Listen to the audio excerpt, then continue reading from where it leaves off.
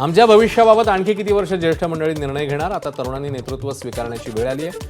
जास्त वय झालेल्यांनी निवृत्त होऊन आश्रमात बसावं. कॉक्रोच जनता पार्टीचे संस्थापक अभिजित दिपकेंचं समाजसेवक अण्णा हजारेंच्या नेतृत्वावर वादग्रस्त वक्तव्य.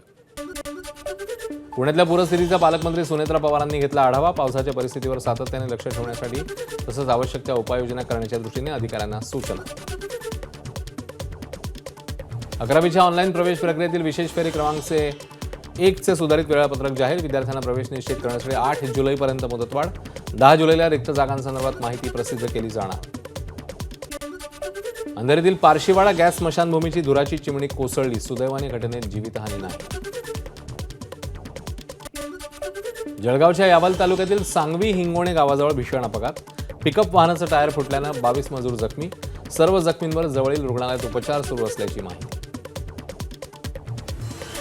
सोलापूरच्या माळशिरस तालुक्यातील चौंडेश्वरवाडी गावात एका महिलेवर गोळीबार. घटनेत उषा साठे या महिलेचा जागीच मृत्यू. मृत महिला शेतात काम करत असताना सचिन देशमुखनं गोळ्या झाडून हत्या केल्याची प्राथमिक माहिती.